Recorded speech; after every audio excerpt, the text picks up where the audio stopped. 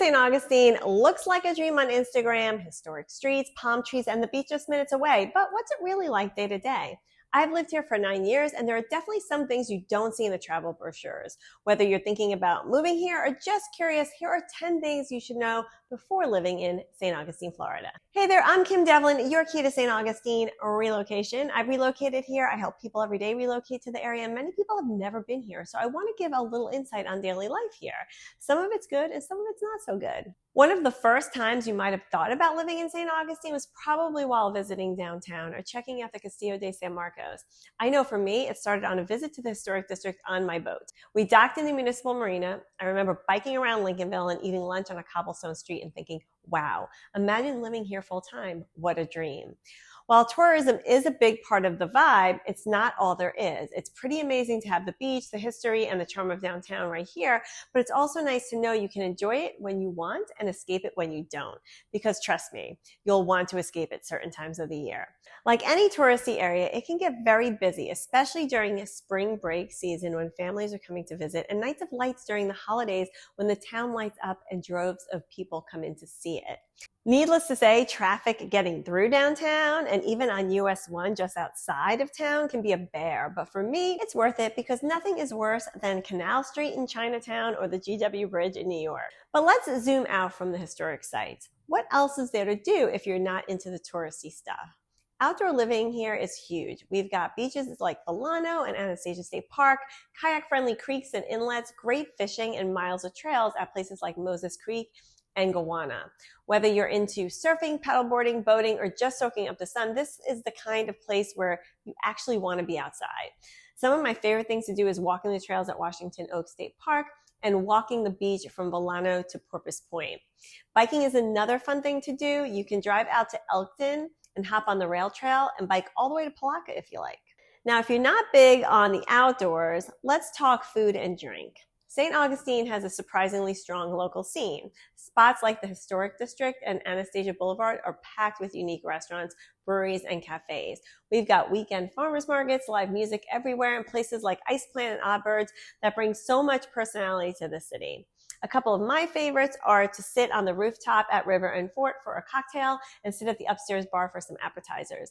They have a bread app, not on the menu, that is beyond delicious. Another one of my favorites is Cortese's Piano Bar. It's a Mediterranean-style cuisine restaurant, and the entertainment is always fantastic and makes for a fun night. For lunch, I love Barley Republic and their smashed burger. It's so good. Honestly, just exploring the side streets downtown can lead you to some amazing hidden gems as well. Now, if you want to stay up to date on what it's really like to live in St. Augustine from lifestyle to real estate, make sure to follow along. I share regular updates on how the area is growing and what to watch for, and where the local gems are. Let's talk about new developments because, yes, they're everywhere. St. Johns County still has that old Florida charm, but for a while, the growth was outpacing the infrastructure. Roads just couldn't keep up, and they still can't. But here's the good news. That's changing. As of 2024, St. Johns County put a new policy in place. Now, road improvements have to be completed before new development projects even get the green light. So moving forward, we're not just growing, we're growing smarter. Now let's talk about jobs. St. Augustine isn't a major metro, but it's part of the growing St. Johns County area, and we've seen solid job growth here. Healthcare, education, tourism, and hospitality are big here. But if you're in the trades like construction, plumbing, electrical, you'll find plenty of opportunity here. And with Jacksonville just 45 minutes away, you've got access to a larger job market without living in the middle of it. Obviously, with tourism being the heartbeat of this little city, hospitality is a big industry. So if that is where your expertise lie, St. Augustine can be a great fit for you.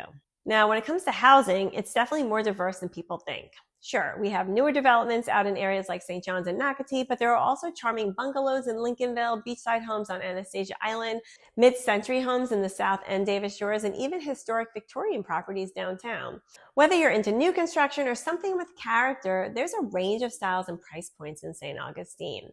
Though, like much of Florida, we've seen prices appreciate very little in some of these areas. So if you feel like you missed the boat back in 2020, you haven't, because many areas have seen a correction. So if you'd like to learn more about your options, send me an email, kim@kimdevlinteam.com, and I'd be happy to assist.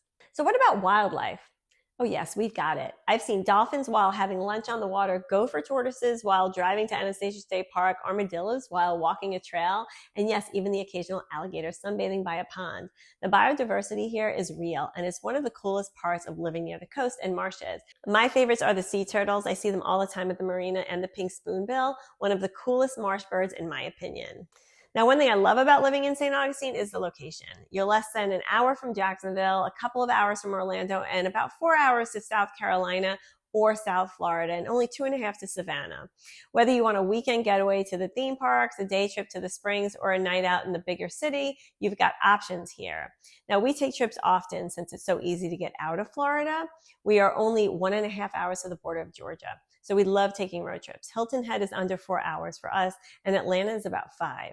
Speaking of road trips, let's be honest, St. Augustine is definitely car dependent. We've got a few walkable neighborhoods like downtown and Lincolnville, Uptown's Abbott Tract, and St. Augustine Beach, but most people drive.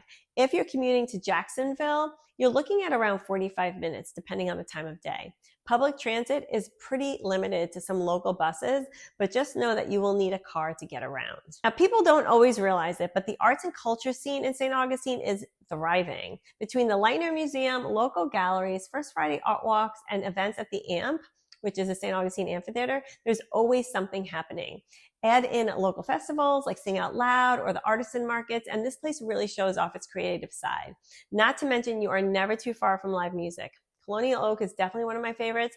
This is an outdoor venue with picnic tables, drinks, and light fare, and it's a great spot to listen to a band and dance. So tell me, if you moved here, what have been some of the things you didn't expect about living here? And if you have questions, what are your concerns? I'd love to know, so comment below. So there you have it, the 10 realities of living in St. Augustine. Like any place, it has its pros and cons, but after 9 years here, I still wouldn't trade it for anywhere else. If you're thinking about moving to St. Augustine or selling your home, I'd love to be your go-to real estate resource. You can send me an email to kim@kimdevlin.com anytime. Check out this video linked right here for a full breakdown of why I made the move here, and grab my free relocation guide in the description below. Thank you so much for tuning in, and I'll catch you next time.